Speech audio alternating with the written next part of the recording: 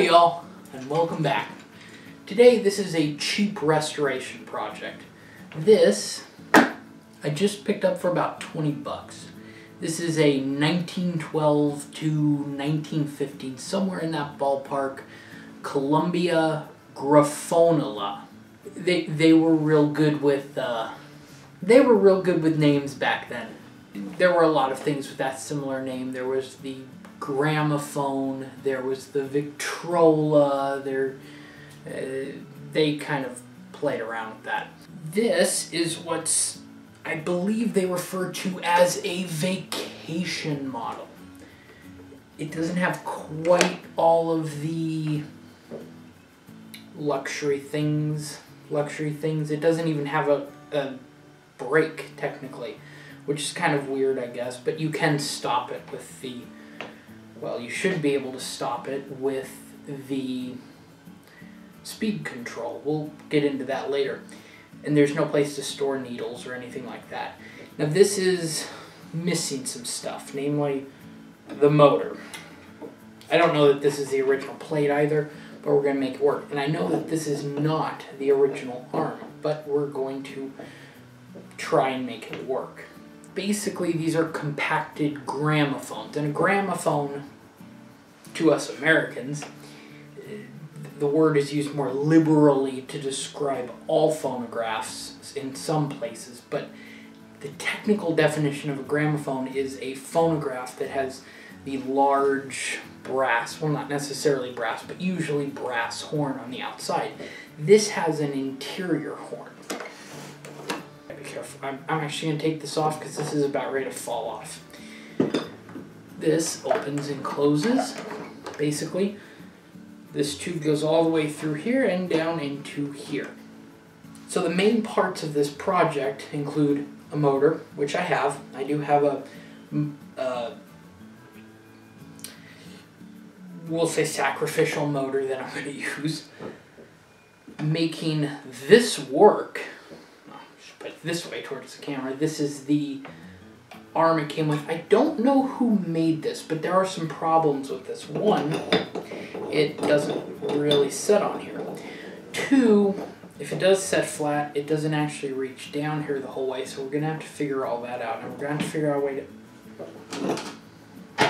This is the back part, so it's very heavy, cast iron, I believe. We're going to have to obviously just restore the wood, but specifically the top needs a lot of restoration. This is, I don't know if you can see all the movement. The wood has basically separated. It's cracked down the side, and worst of all, and this is the worst part, it's warped. It's warped pretty significantly on both of the parts. So we're going to have to figure out a way to either unwarp it, or I'm going to have to completely replace it. I don't want to do that. Even though this is not going to be a proper 100% original restoration, I want it to be as much of the original hardware as it can be. So, let's start. So the first thing we're going to do is work on this. Specifically, we're going to try and make it fit onto this. I could buy a new one, but I don't want to do that. Again, I'm trying to make this a really cheap restoration project. In fact, I'm planning not to really spend any money since I already have the motor, which we'll talk about later. So I basically have to make this fit on here.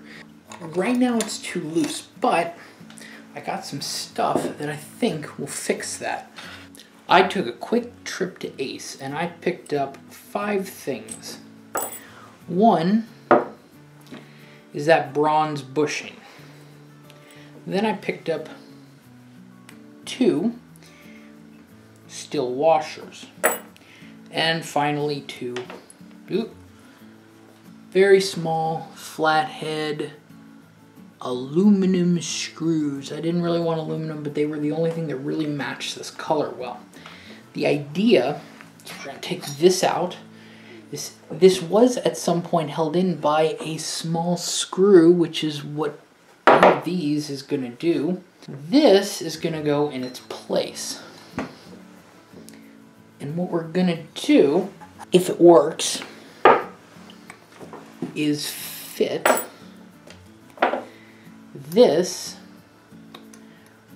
right there. And this is going to be sandwiched. This is going to be this is just going to act as a washer to allow it to move easily. Then this will be connected to that, and this will go over it. That's the idea. I took a Dremel with just a sanding bit, and I made this hole bigger to fit. I also just polished this up a little bit so that it would go down there easily without having to force it. So now what we're going to do is take some glue and permanently mount this to here, or that's the plan. So we are using some E6000. Sponsored, of course. No. I'm pretty sure they don't sponsor any YouTuber. This is missing the screw here, so this kind of just comes apart. There should be a screw on the bottom. We'll have to figure that out. Actually, I'll probably end up reversing this if I can. This is held in by a spring mechanism. I'll try and show it if I take it apart. Well, yeah, I will take it apart, so I'll show it. And this kind of holds it up. Now, most phonographs, these go back so far that they just sort of sit on their own arm, but this one doesn't do that. So I'm not sure, because of that, I may not be able to reverse this. I'm hoping I can, because this will just bring the arm a little bit lower, and hopefully it'll give us enough room to where it reaches the phonograph record.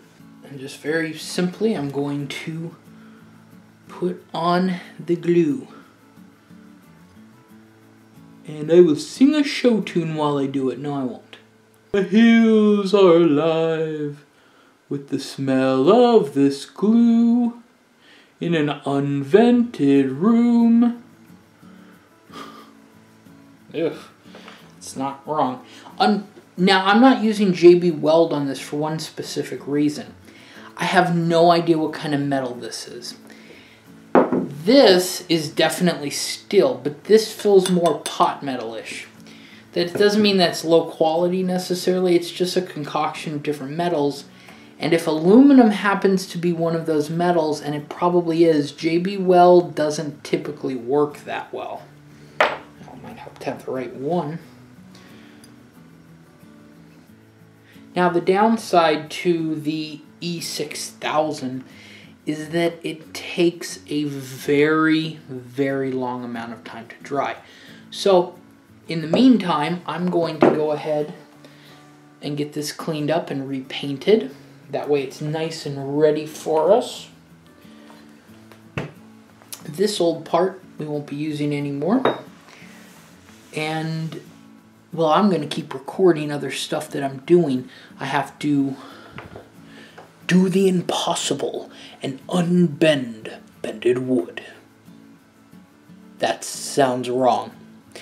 So, this dried overnight. I actually ended up having to redo it because I forgot to put this piece inside of it. So I had to take it off, re-put it in, and it should be good now. It spins fine, and I did finish it off, I don't know if you can see, with a little bit of JB Weld just filling in the cracks to make everything nice and smooth. And I'm just going to hand tighten this right now. Or not. There we go. There we go. It's all nice and shiny now. Shiny. Repainted. I didn't repaint this part because that part's covered. Now, next, making sure we don't mess up my nice tablecloth, we are going to want to grease all of this. I'm just going to put a little bit of lithium grease.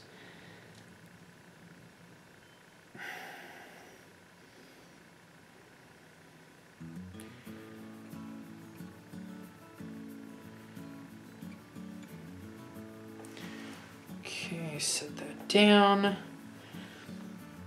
And put some along here.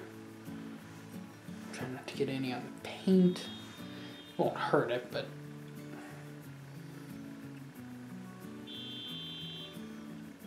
beep, beep.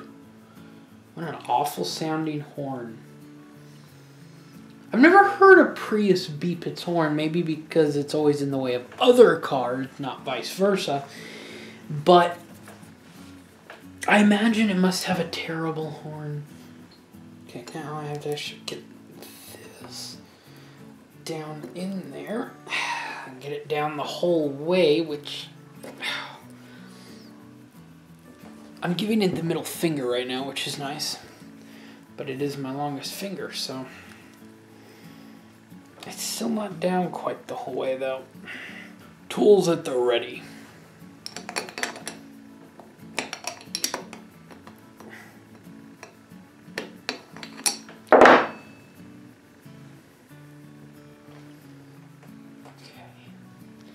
Now I am just tightening the screw here. Doing it by hand, but I'm looking for a screwdriver. I managed to have that on hand. I don't think I have a flathead on hand. Don't have a flathead, and find something that fits. I don't know what that is, but it was handy, so there we go. So this will mount on the back. I still got to polish all this, of course, but actually, let me grab the arm, and here we go. There it is. It's nice and smooth. There's not going to be any problems. Okay, so let's work on this. Couldn't find my multi-tool. Granted, I did spend about 3 seconds looking for it before I got bored, but I did find a knife and that should work just fine. So, nice tip if you ever can't find a flathead screwdriver or you just don't bother looking. Knives usually work quite well, just don't bend them. Oh, okay, yeah. I'm not sure how well that's showing up. There, wow, that thing is really strong. There's a little arm that comes out connected to a spring that goes along. You can see the screw for it right there. Or, well, I guess it's not a screw, it's just a pin. It must be held in by the screw that's inside there. Let me see if I can get any closer. That's what holds it up. So the question is, can I reverse it? Okay, well, it's going to fit like this. The question is, will it support up? And the reason I'm doing this is because, like I said, this arm makes the reproducer, which is this piece, sit up too high above the record. It doesn't actually come in contact. So I can lower this on the back wood plate, but I can only lower it so much. I'm hoping that by getting a nice little curve there, because it is curved, it's going to lower it a bit more, and that'll give us just a little bit more room to have. Now let's see.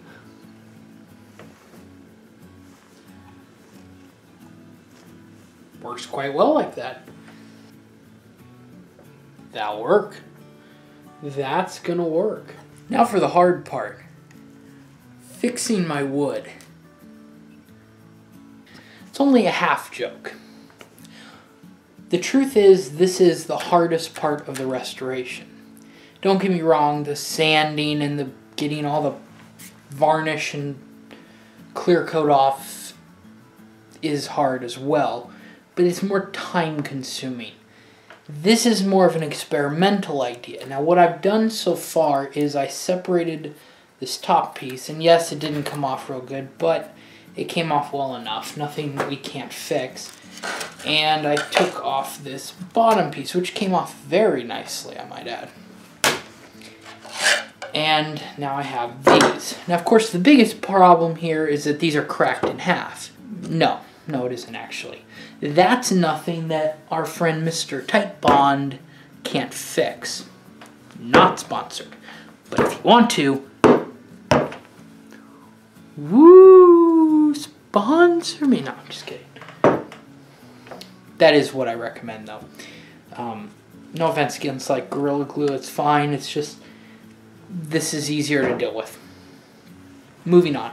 The real hard part about this is that these two pieces are both warped. Now, after testing and doing something, I have fixed that problem with this one. And it is now completely flat on both sides. You may see some marks in the top. That had to do with how I did this. Now, I haven't done that with this one. I wanted to try it before I actually did it on camera. So I'm going to show you how I'm going to fix this. And this is a technique that you could probably use on a lot of different things. Only hardwood though. Don't use it on plywood, don't use it on particle board or anything like that. Now this does have a crack in it where I believe this is its own independent piece of wood that's been here. This might break. That's okay if it does. First thing you're going to need is a table of some sort. Now from there we need a warm wet cloth, one that's big enough to wrap around the entirety of the wood. I'm just going to put it here for now. And then we need the piece of wood. In fact, I'm going to kind of line it up with the hole in here, and I'll show you why here in a minute.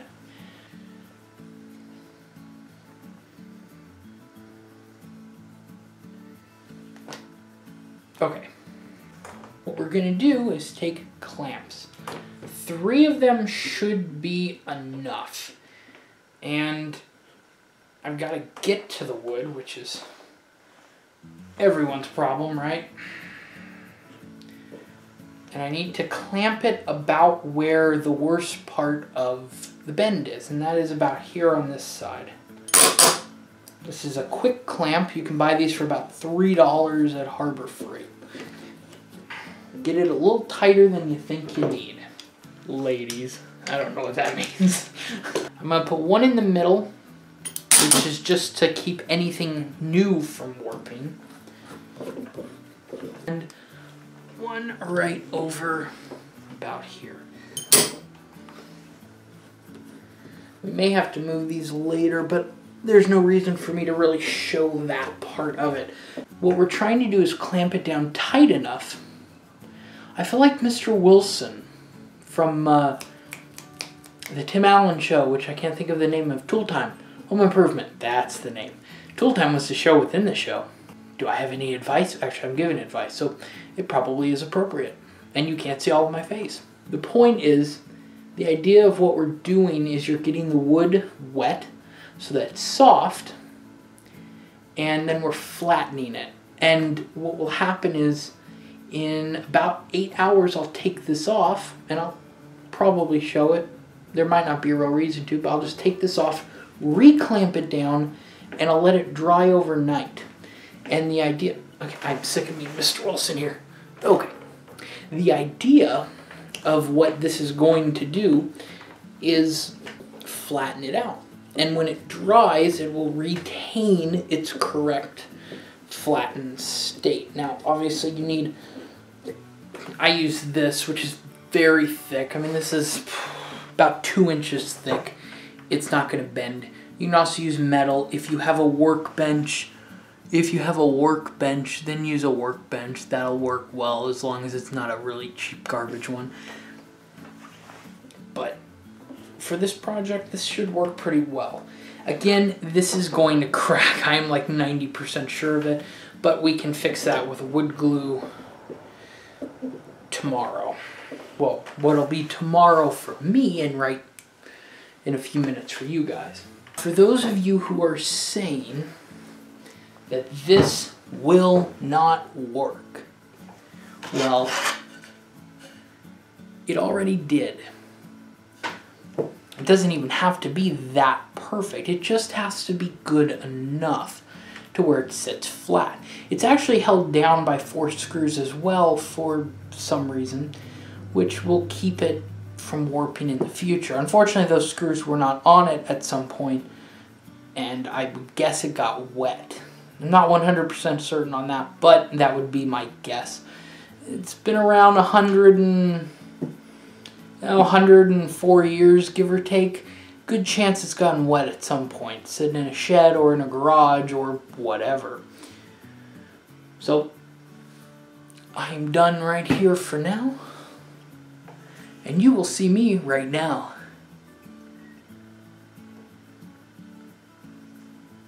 Okay, I have taken the claws off and let it set overnight. It set about 12 hours, so it is completely dry.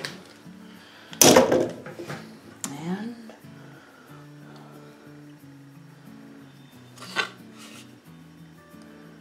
there we go. That is completely flat. Now we just need to glue these together.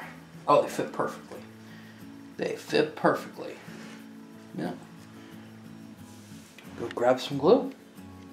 Okay, got wood glue. And we're just gonna put them together here. And probably put down a clamp, just to hold everything nice and tight. Okay, well, now we just let that dry and then we put on the bottom and top.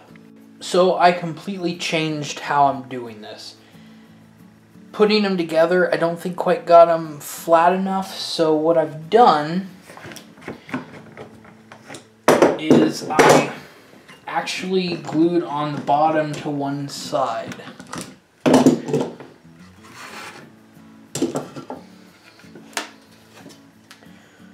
It's set for a while, so now what I'm going to do is take the other side, glue this, and then clamp it down, and it'll be glued to the edge here as well.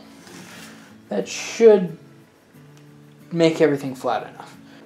As you can see, the board is now one solid, pretty darn flat piece, as it should be. There's a little bit of, I'll get a little closer, a little bit of bad places in it, but that's nothing that we shouldn't be able to sand out, and even if we can't, the top will cover it. We also have to fill in these two little holes here because the speed control arm is going to be over on this side now.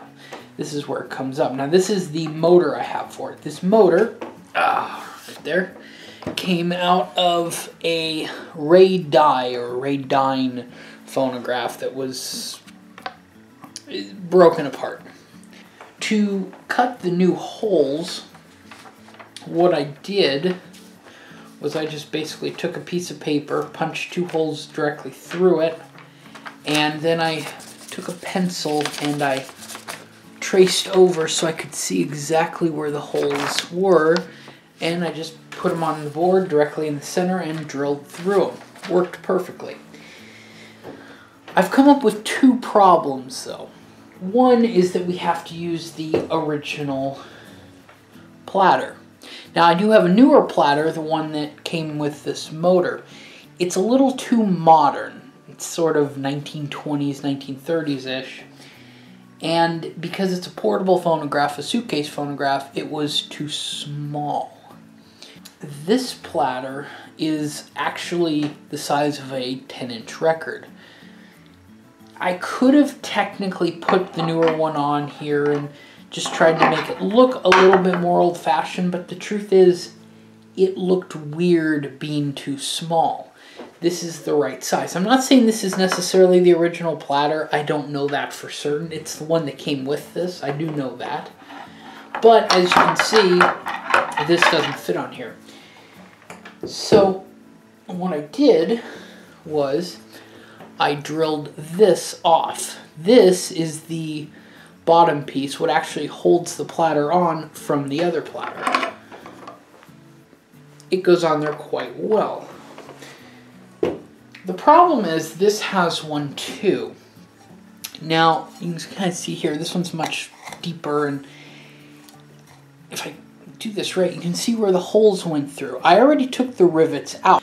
The strange thing is, if you notice, this is actually larger than the hole it goes through. So I'm assuming this was put in here heated and then hammered flat. I don't know why they did this. It's a strange thing. It means that I have to figure out a way to remove enough of the metal to pull this off and then put the new one in its place. My thought, and this is what I'm going to try, and if I try something different I'll tell you guys what I did, because this is sort of something you might run into in a project like this and think there's no way out. I have this little grinding wheel I'm going to put on the drill, and I'm just going to try and grind it down. Now I took the felt material, I took most of it off. I'm going to refelt it green to keep with the original color once I'm all done. It should cover up this. There should just be a hole big enough for this to get through, so it should look okay, even if I kind of screw this top up a bit. Now I'm hoping I can just epoxy this on. I don't see a reason that I can't. This is some sort of cast steel, and this is steel as well, so the epoxy should hold quite well. Maybe even JB Weld. I'm not going to try and drill new holes and try and rivet this or something like that. That would just be unnecessary. Now the second problem I have is, and I don't have it in here with me, but the control arm, and that is the little piece of metal that comes out here to control the speed.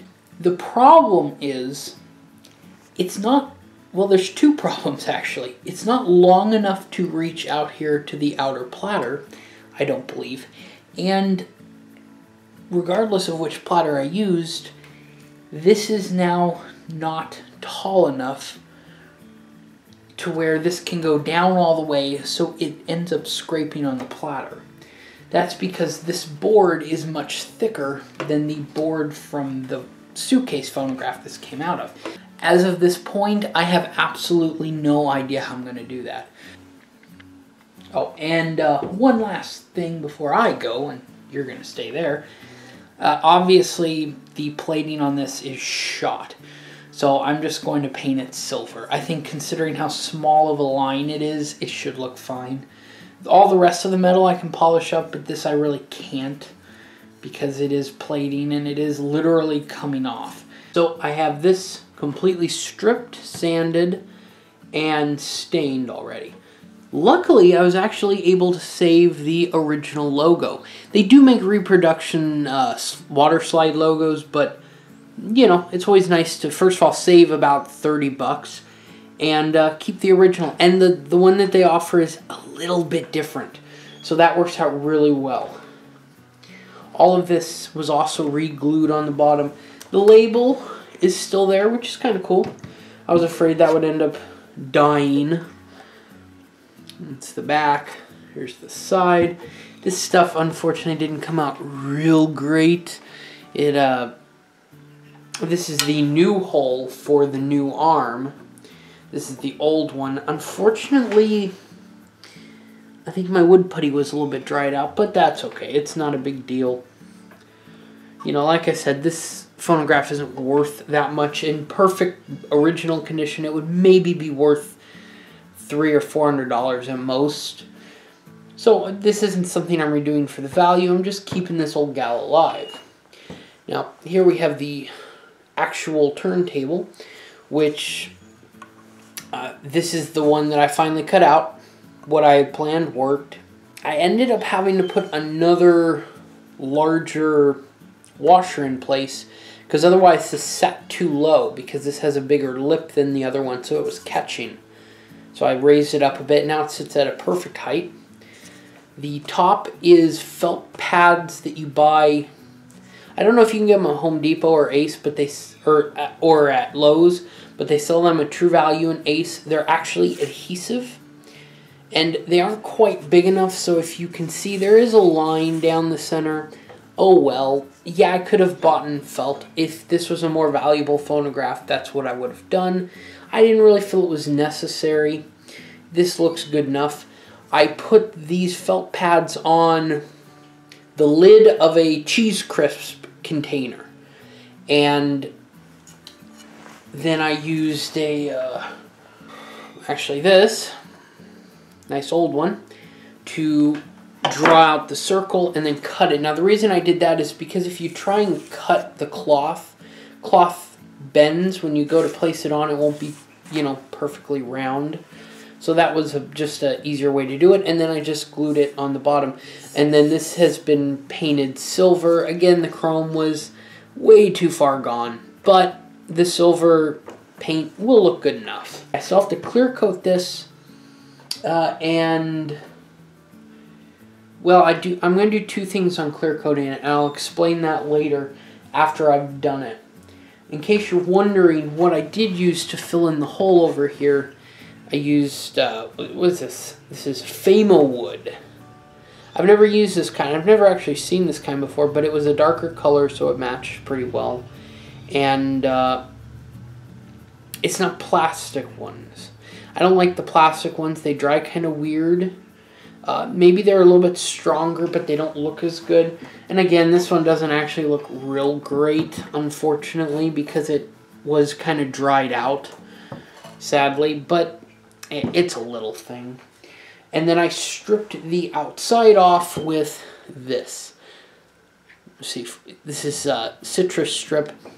This is what I absolutely recommend to take paint off of just about anything. There are cheaper ones out there, but this stuff will not hurt you. Most of the other stuff out there can actually burn your skin, and I've been burned before. This stuff, even if you forget to wear gloves, it's still not going to hurt you. But it works better than literally everything else. And it works in less time, which when you're working with wood is really important because you don't want the wood to be wet any longer than possible. In fact, I literally put this on, took some steel wool and rinsed it off, and then immediately dried it, and this all took about 15 minutes at the most for everything. And then afterwards, I just sanded it and stained it. Hand stained it, by the way, which is why I don't know if it comes across in the camera, but the wood grains really pop well and they catch the light. That's because this is hand rubbed. This is not with a brush or with a can or anything like that. And it's what I recommend doing. Yeah, you get stuff on your hands, but it's worth it in the long run. Plus, you can just use rags. You don't have to have anything specific. I still have to do the top. The top is a little bit more work, but it should still come out pretty good. And the front just needs stripped and re-varnished and clear coated, because the wood on the front is in perfect shape. I don't have to fill anything in. I don't have to... at that point, I have to clean up the motor a little, and I have to figure out the speed arm adjustment. I still have not had any idea what I'm doing for that yet. I have a couple ideas, but most of them involve adding extra metal to it and riveting it, and I don't know. That's still the biggest thing left. Other than that, everything else is just putting this back together. That's pretty much all that's left at this point. Like I said, this is a really quick, simple, and cheap project. The most money I have spent on it was probably the felt for this. I think I spent about $8 for 2 pieces of this adhesive felt. Beyond that, if I hadn't had a motor, the motor would have cost some money. But I did have one, so... And here everything is laid out and ready to be put together. This is what the wood finally looks like. It's not perfect, there's a few spots, but the platter pretty much covers it up. Now, I'm going to say to do this, of course I stained it. That's not surprising. I followed it up with 2 coats of clear Minwax, and this is not the proper way to do it, but again, this is pretty much worthless in terms of monetary value. But to get an older look to the wood, a more traditional look, what you do is you finish it off with a little paste. This is actually wood wax, and what you do is you take some quadruple zero steel wool, and you just sort of rub it in, let it harden, wipe it off. You do that a couple times, and it gives a much more shellacky kind of look. I also had to make this. This is just a piece of cardboard.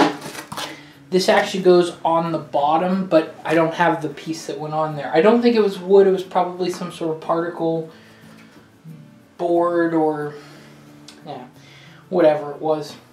I got a couple new screws to match ones that are missing, and we should be good to go. So, cue the fast forward music. I said cue the fast forward music. Hello? Hello? Hey! Quick pause. I forgot to mention a couple things. One is that I repainted the horn. This is Cola Brown or Nola Brown, or I don't know. It matched the original color very well, and I had a can already. I will also add that back over.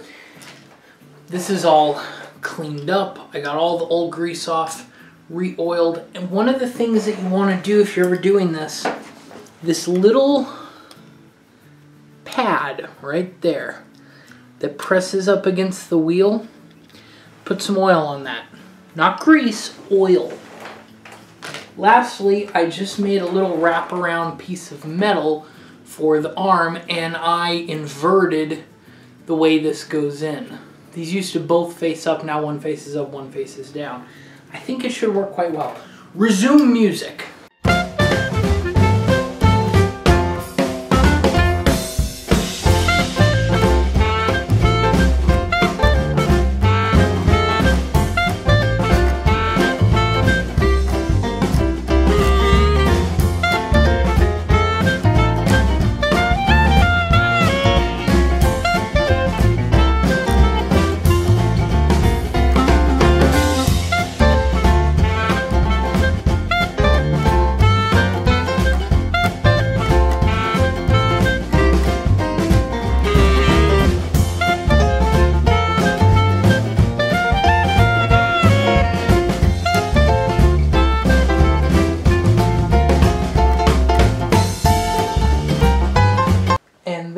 We go.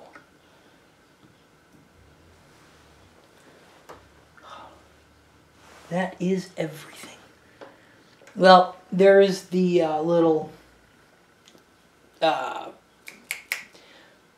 latch that holds this up. I don't have the piece in here for it yet, but I don't know quite what I'm going to use for that because it's kind of stripped out.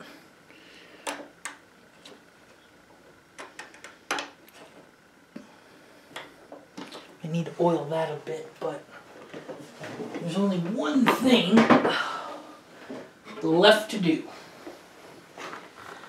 See if it works. Now, YouTube can't give me a problem with this. This record that we are about to play was released in 1911. That means it is actually in public domain. It is too old to still have a copyright.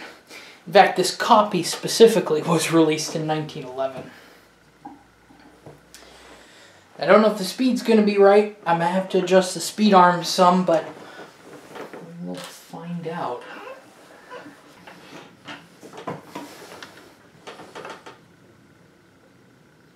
We'll set it to what that says is 80, which is usually what you put 78s on. Because screw your logic.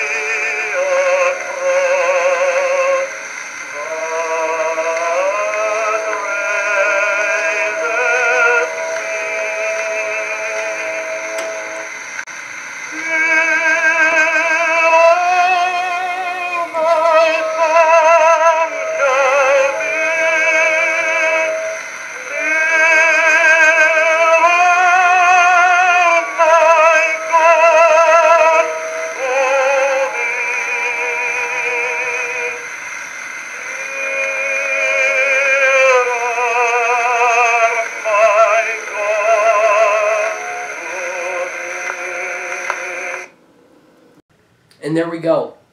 The first time this has played a record in who knows how many decades, maybe even a century. But she's good now, and she'll be around in another century. I guarantee it.